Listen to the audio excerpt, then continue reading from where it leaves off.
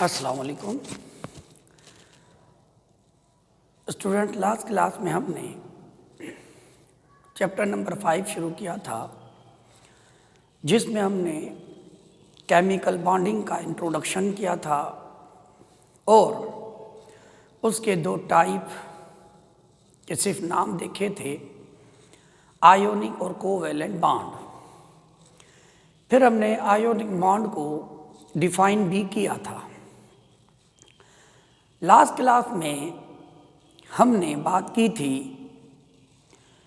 कि ionic bond ion की वजह से बनता है, जिसमें एक पॉजिटिव आयन और दूसरा नेगेटिव आयन। डेफिनेशन उसकी हमने पढ़ी थी, the electrostatic force of attraction between positive and negative ion is called ionic bond.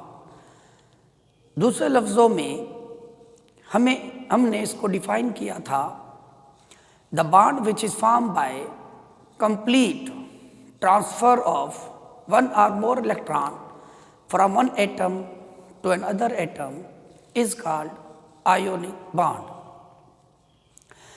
आज हम इसका एग्जाम्पल पढ़ेंगे कि आयोनिक बॉन्ड कैसे प्रोड्यूस होता है मेटल्स और नॉन मेटल्स के दरमियान। इसकी दो एग्जाम्पल हमारे सिलेबस में मौजूद हैं, जिनमें से पहली एग्जाम्पल सोडियम क्लोराइड की है। तो हमारे पास एक टॉपिक है formation of ionic bond, ionic bond की फॉर्मेशन। एग्जाम्पल नंबर 1, पहला एग्जाम्पल जो हमारी बुक में है वो हमारे पास है सोडियम क्लोराइड का, NaCl। देखिए, सोडियम क्लोराइड में सबसे पहले हमारे पास सोडियम मेटल है। चैप्टर नंबर 3 के एंड में हमने सीखा था कि सोडियम की इलेक्ट्रॉनिक कॉन्फ़िगरेशन में K शेल में 2, L शेल में 8 और M शेल में 1 इलेक्ट्रॉन होता है। सोडियम अपने आउटर शेल से, वैलेंस शेल से, एक इलेक्ट्रॉन को रिमूव कर देता है, खारिज कर देता है, और इस पर पॉजिटिव चार्ज आता है। एक इलेक्ट्रॉन रिमूव करने के बाद सोडियम आयन की इलेक्ट्रॉनिक कॉन्फ़िगरेशन K में 2 और L में 8 इलेक्ट्रॉन। अब आप यहाँ देखेंगे कि एक इलेक्ट्रॉन रिलीज करने के बाद रिजल्टिंग सोडियम आयन का ऑक्टेट कंप्लीट हो चुका है। ये इलेक्ट्रॉन जिसको सोडियम मेटल ने रिमूव किया है, इसे non metal atom chlorine gain करता है। क्लोरीन की इलेक्ट्रॉनिक कॉन्फ़िगरेशन K में 2, L में 8 और M में 7 इलेक्ट्रॉन। इस वैलेंस शेल में 7 इलेक्ट्रॉन्स को ऐड करने के लिए क्लोरीन को 1 इलेक्ट्रॉन की ज़रूरत है। ये इलेक्ट्रॉन जो सोडियम ने रिमूव किया है, इसे क्लोरीन गेन करेगा, जिसकी वजह से क्लोरीन पर -1 चार्ज आएगा और क्लोरीन का ऑक्टेट कंप्लीट हो जाएगा। मीन्स आखिरी शेल में 8 इलेक्ट्रॉन पूरे हो जाएंगे। फाइनली सोडियम पॉजिटिव आयन और क्लोराइड नेगेटिव आयन, ये दोनों आयन एक दूसरे को इलेक्ट्रोस्टैटिक फोर्स ऑफ अट्रैक्शन के जरिए अट्रैक्ट करेंगे और सोडियम क्लोराइड का क्रिस्टल प्रोड्यूस करेंगे। मीन्स केटाइन और एनाइन आपस में कंबाइंड होंगे और कंपाउंड प्रोड्यूस होगा जिसे हम सोडियम क्लोराइड कहते हैं।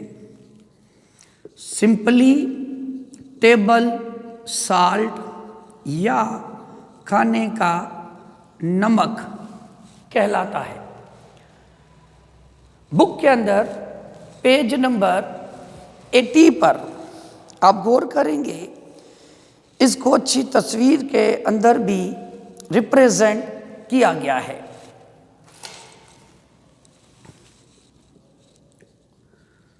तो सोडियम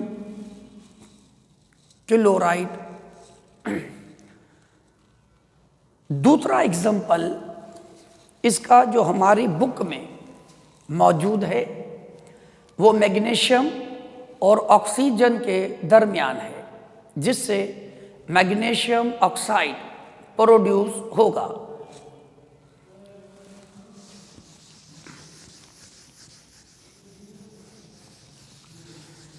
उससे दूसरा एग्जाम्पल जो आपकी बुक में मौजूद है, एग्जाम्पल नंबर 2।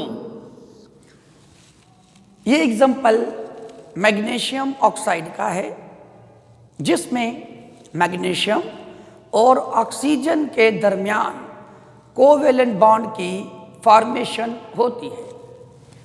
इस एग्जाम्पल में मेटल मैग्नीशियम है, जिसकी इलेक्ट्रॉनिक कॉन्फ़िगरेशन K में 2, L में 8 और M में 2 इलेक्ट्रॉन है। मैग्नीशियम एटम अपना ऑक्टेट कंप्लीट करने के लिए वैलेंस शेल से 2 इलेक्ट्रॉन को रिमूव करता है, जिसकी वजह से मैग्नीशियम एटम पर पॉजिटिव चार्ज आता है और अब इसके लार्ज शेल में 8 इलेक्ट्रॉन मुकम्मल हैं। इसका ऑक्टेट कंप्लीट होता है। सेकेंडली, यहाँ पर जो नॉन मेटल है वो ऑक्सीजन है, जिसकी इलेक्ट्रॉनिक कॉन्फ़िगरेशन K में 2 और L में 6 इलेक्ट्रॉन है।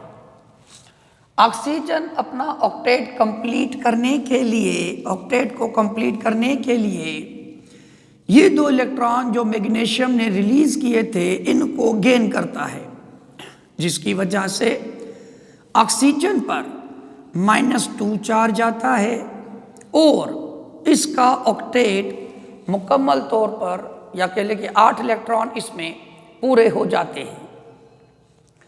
फाइनली एक केटाइन, दूसरा A9, magnesium cation, oxygen A9, जिसको हम ऑक्साइड कहते हैं। ऑक्सीजन जब 2 इलेक्ट्रॉन गेन करेगा, आयन बनता है, जिसको ऑक्साइड आयन कहते हैं। Oxide ion, negative ion, positive ion, ये आपस में इलेक्ट्रोस्टैटिक फोर्स के जरिए कंबाइंड हो जाएंगे और कंपाउंड प्रोड्यूस करेंगे, जिसे हम मैग्नीशियम ऑक्साइड कहते हैं। इस एग्जाम्पल पे अब गौर करें, जिस तरह पिछली क्लास में हमने कहा था कि मेटल और नॉन मेटल के दरमियान आयोनिक बॉन्ड बनता है। मेटल इलेक्ट्रोपॉजिटिव है, इलेक्ट्रॉन लॉस करता है। नॉन मेटल इलेक्ट्रोनेगेटिव है, इलेक्ट्रॉन गेन करता है। मेटल केटाइन प्रोड्यूस करता है, नॉन मेटल एनाइन प्रोड्यूस करता है। तो केटाइन और एनाइन आपस में कंबाइंड हुए इलेक्ट्रोस्टैटिक फोर्स ऑफ अट्रैक्शन के जरिए, जिसे हम आयोनिक बॉन्ड कहते हैं। इस तरह जब भी कोई मेटल किसी नॉन मेटल से कंबाइंड होगा तो आयोनिक बॉन्ड प्रोड्यूस होगा, जिसमें मेटल इलेक्ट्रॉन को लॉस करके केटाइन प्रोड्यूस करेगा, जबकि नॉन मेटल इलेक्ट्रॉन गेन करके एनाइन प्रोड्यूस करेगा।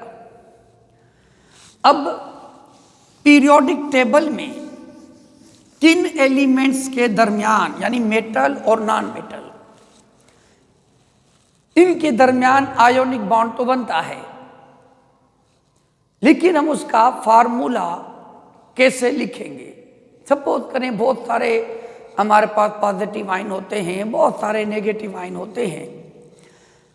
अब बेताशा कंपाउंड से तमाम फार्मूला तो हमको याद नहीं है, लेकिन हमें कोई भी केटाइन दे दिया जाए, कोई भी एनाइन दे दिया जाए, तो हम उसका formula, chemical formula ionic compound का किस तरह लिखेंगे? सपोज करें मेरे पास मेटल आयन है जिसका चार्ज है +x, नॉन मेटल आयन है जिसका चार्ज है -y। जब इन दोनों को कंबाइन करके हम आयोनिक कंपाउंड बनाना चाहेंगे, फार्मूला बनाना चाहेंगे, तो हमें इनके चार्जेस को क्रॉस में लाना पड़ेगा। मींस नॉन मेटल के चार्ज को मेटल के नीचे एज अ सबस्क्रिप्ट लिखेंगे, जबकि मेटल के चार्ज को नॉन मेटल के नीचे एज अ सबस्क्रिप्ट लिखेंगे, तो हमारे पास आयोनिक कंपाउंड के फार्मूला बनेंगे।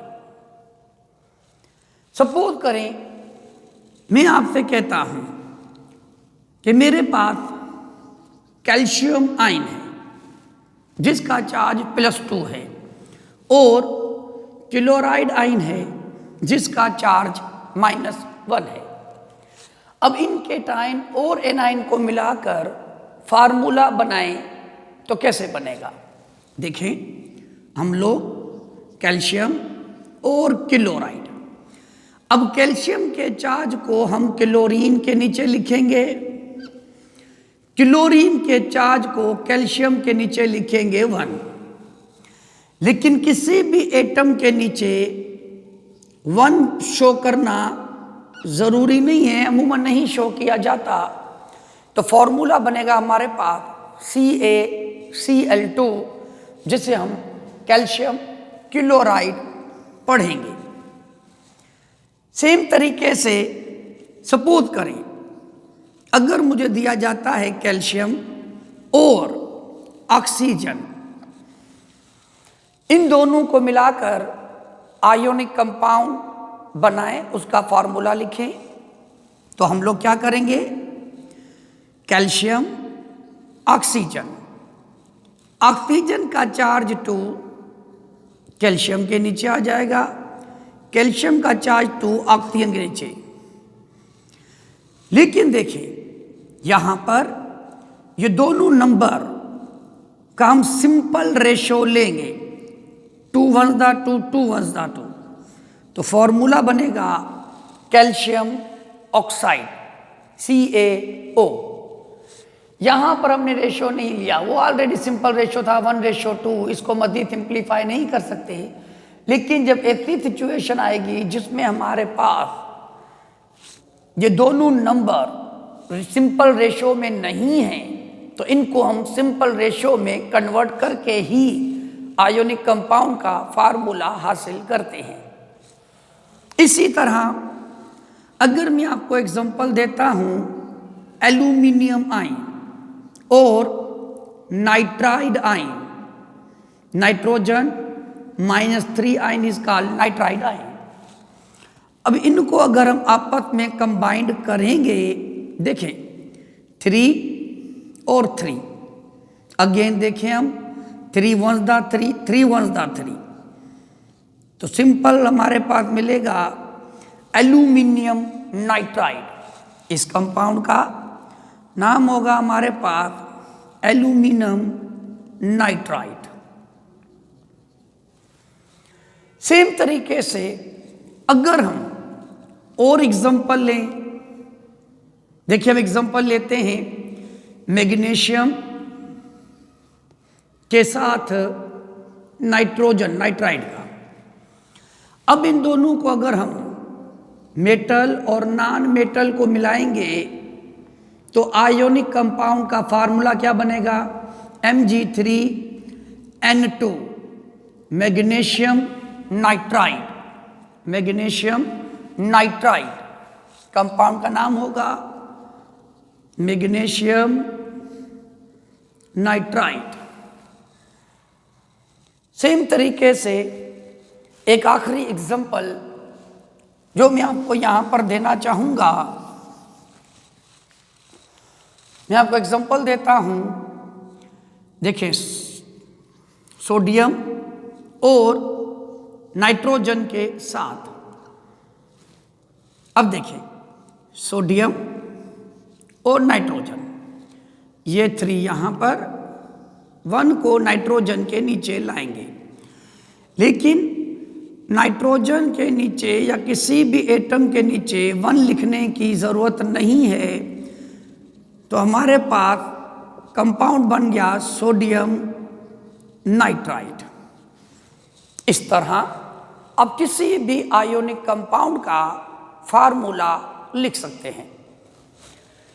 यहां पर मैं आपको कुछ केटाइन और एनाइन दे रहा हूं, जिनको आप कंबाइंड करके आयोनिक कंपाउंड के फार्मूला लिखेंगे।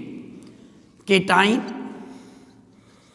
फेरस आइन, आयरन +2 इज कॉल्ड फेरस आइन। फिर मैं आपको दे रहा हूं फेरिक आइन, आयरन +3 इज कॉल्ड फेरिक आइन। सेम तरीके से हमारे पास कैल्शियम आइन, पोटाशियम, कॉपर आइन, इनके साथ मैं आपको कुछ एनाइन दे रहा हूं।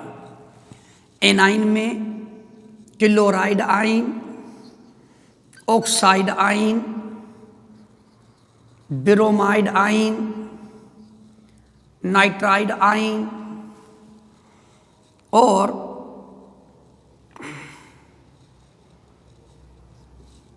फॉस्फाइड आइन। फॉस्फाइड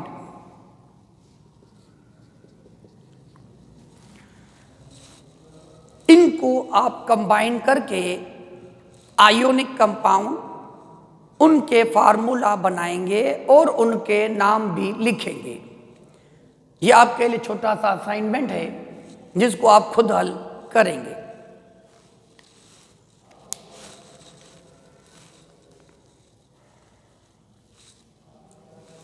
इसके बाद अब हम पढ़ेंगे what are ionic compounds. Ionic compounds किसे कहते हैं? आयोनिक कंपाउंड्स, आयोनिक कंपाउंड्स क्या होते हैं? देखो आयोनिक कंपाउंड की नंबर 1 सिंपल हम डेफिनेशन करेंगे। Compounds which are formed by ionic bond called ionic compounds। वो कंपाउंड जो आयोनिक बॉन्ड की वजह से बनेंगे इसे आयोनिक कंपाउंड कहते हैं। दूसरे लफ्जों में हम कहेंगे कंपाउंड्स कंटेनिंग मेटल आइन। मेटल आइन हम जानते हैं cation and non metals ions means anions called ionic compounds, इनको आयोनिक कंपाउंड्स कहा जाता है। एग्जाम्पल लें हम, सोडियम क्लोराइड, कैल्शियम ब्रोमाइड। इसी तरह हम कहेंगे हमारे पास सोडियम सल्फेट, इसमें भी देखें ये हमारे पास सोडियम आयन है और ये सल्फेट आयन है। सोडियम और सल्फेट, सोडियम केटाइन है, सल्फेट एनाइन है। SO4-2 charge is called sulphate ion, sulphate ion कहलाता है। साथ में सोडियम है तो बनेगा सोडियम सल्फेट। अब हमारे पास टॉपिक है characteristics of ionic compound. Ionic compound की कैरेक्टर क्या है, आयोनिक कंपाउंड्स की खसूसियात क्या हैं, बुक में पेज नंबर 81 पर पॉइंट्स हैं, इसके 4 पॉइंट्स हैं। हम बुक से ही पढ़ेंगे और उसको समझेंगे।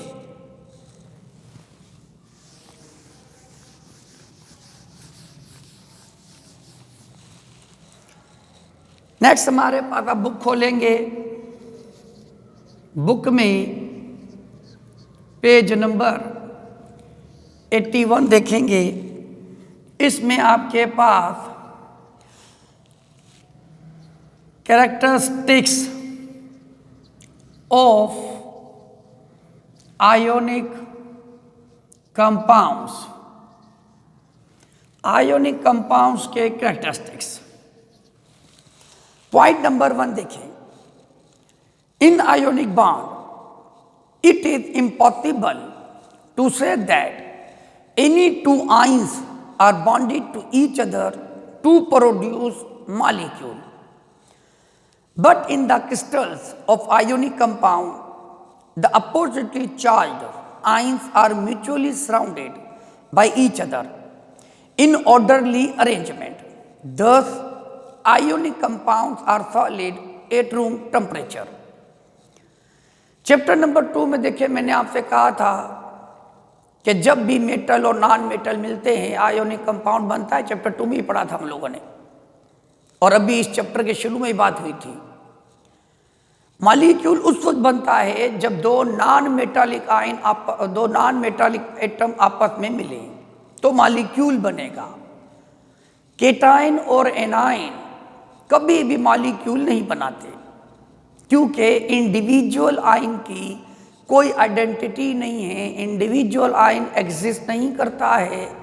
अगर हम NaCl की बात करेंगे, सोडियम क्लोराइड, तो ये मॉलिक्यूल नहीं है, ये आपस में मिलकर एक क्रिस्टल बनाते हैं जिसमें एक सोडियम को मुख्तलिफ तादाद में क्लोराइड आयन और क्लोराइड को मुख्तलिफ तादाद में सोडियम आयन सराउंड करते हैं। ये फार्मूला सिर्फ एम्पेरिकल रेशो शो करता है कि सोडियम क्लोराइड में सोडियम और क्लोराइड आयन का रेशो 1:1 है। इन आयंस के दरमियान स्ट्रॉन्ग फोर्सेस होती हैं, जिसको हमने पीछे पढ़ा भी, इलेक्ट्रोस्टैटिक फोर्स ऑफ अट्रैक्शन कहते हैं, जिसकी वजह से तमाम आयोनिक कंपाउंड रूम टेम्परेचर पे सॉलिड होते हैं। समझे? All ionic compounds are solid at room temperature. कोई भी आयोनिक कंपाउंड कभी भी लिक्विड या गैस स्टेट में नहीं होता है। रूम टेम्परेचर पे तमाम आयोनिक कंपाउंड सॉलिड स्टेट में होते हैं। Ionic compounds have high melting and boiling point. Ionic compounds को मेल्ट करने के लिए, इनको पिघलाने के लिए, लिक्विड में कन्वर्ट करने के लिए बहुत हाई टेम्परेचर की ज़रूरत होती है।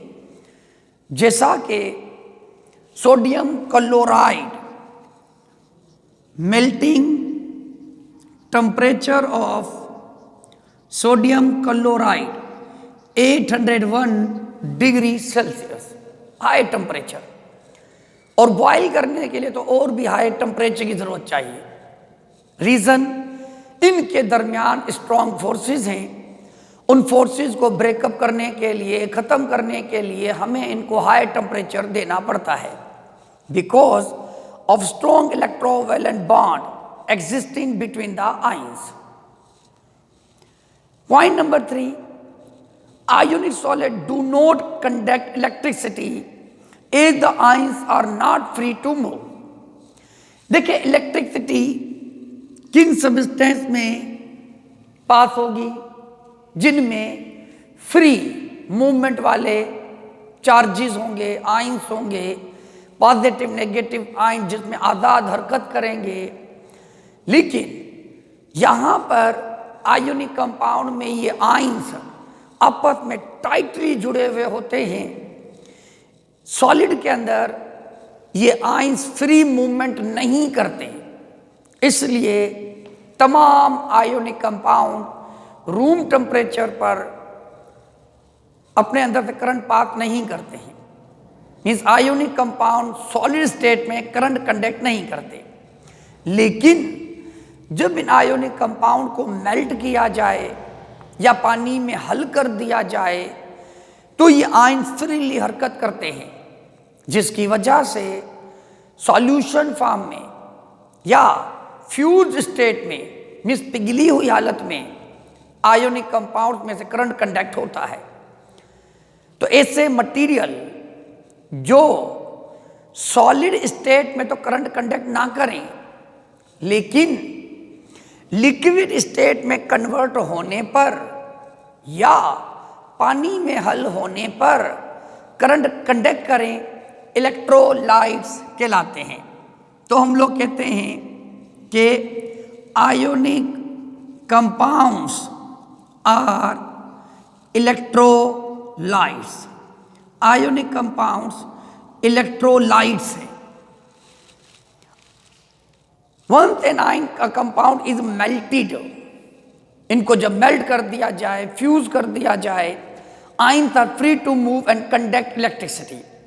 Similarly solution ionic compound conduct electricity, जिसका हमने पहले जिक्र किया कि आयोनिक कंपाउंड पानी में हल होकर इलेक्ट्रिसिटी कंडक्ट करते हैं और इनको इलेक्ट्रोलाइट्स कहते हैं।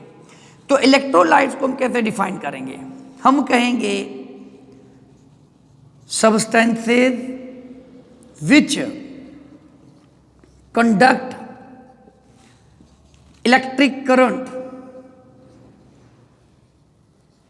in fused state or in aqueous solution called electrolytes। ऐसे सब्सटेंस जो फ्यूज होने पर, फ्यूज स्टेट में पिघली हुई हालत में या पानी में हल होने पर इलेक्ट्रिक करंट को कंडक्ट कर दें, उन सब्सटेंस को हम इलेक्ट्रोलाइट कहते हैं। और तमाम आयोनिक कंपाउंड इलेक्ट्रोलाइट्स होते हैं। पॉइंट नंबर 4 कहता है ionic compound are usually soluble in polar solvent. Polar solvent कहते हैं जैसे वाटर है, जिसमें मुख्तलिफ एटम्स के दरमियान कोवेलेंट बॉन्ड हो, जो हमारा नेक्स्ट टॉपिक है, इंशाल्लाह वहां पे पढ़ेंगे। सिंपली आप ये समझें कि वाटर जो है पोलर सॉल्वेंट है, जिसका डाइलेक्ट्रिक कांस्टेंट ज्यादा है, जिसकी पोलैरिटी ज्यादा है। तो आयोनिक कंपाउंड वाटर और वाटर जैसे सॉल्वेंट में हल हो जाते हैं। Solvent of high dielectric constant such as water, but ionic compound are insoluble in non-polar organic solvent। Organic solvent जो नॉन पोलर होते हैं, जिनके अंदर प्लस या माइनस चार्जेस नहीं होते, उन सॉल्वेंट में ये आयोनिक कंपाउंड डिसॉल्व नहीं होते। फॉर एग्जांपल देखिए, अगर हम बात करते हैं ऑर्गेनिक सॉल्वेंट्स में, अगर हम बात करते हैं ऑर्गेनिक सॉल्वेंट्स यानी ऐसे लिक्विड जिनके अंदर कार्बन कंपाउंड, एक लाजमी तौर पे कार्बन मौजूद हो, ये लिक्विड कहलाते हैं ऑर्गेनिक सॉल्वेंट। जिसके अंदर C6H6, जिसका नाम आप जानते हैं benzene, carbon tetrachloride, carbon tetrachloride, ये ऑर्गेनिक सॉल्वेंट्स हैं। इसके अलावा और बहुत सारे ऐसे सॉल्वेंट जो कार्बन जिनके अंदर लाजमी तौर पे मौजूद हो, कुकिंग ऑयल आप देख लें, पेट्रोल है, इनके अंदर आयोनिक कंपाउंड कभी भी डिसॉल्व नहीं होगा। These solvents have low dielectric constants such as benzene, carbon tetrachloride. They are mostly inorganic compound. ये मोस्टली इनऑर्गेनिक कंपाउंड्स हैं। ये हमारे पास ये और आयोनिक कंपाउंड इनऑर्गेनिक कंपाउंड्स होते हैं और ये सिर्फ वाटर और वाटर जैसे सॉल्वेंट में डिसॉल्व होते हैं। ऑर्गेनिक सॉल्वेंट्स या दूसरे लफ्ज़ों में नॉन पोलर सॉल्वेंट में आयोनिक कंपाउंड डिसॉल्व नहीं होते हैं। तो स्टूडेंट, अब आपके लिए काम ये है कि आप लोग नोट से या बुक से टॉपिक को अच्छे से रीडिंग करेंगे और आयोनिक कंपाउंड्स की कैरेक्टर को वर्बली ज़बानी खुद से याद करेंगे और अपने लफ्ज़ों में लिखेंगे। अब नेक्स्ट क्लास में इंशाअल्लाह पेज नंबर 81 पर हमारा अगला टॉपिक है कोवैलेंट बॉन्ड, उसको जिक्र करेंगे इंशाअल्लाह।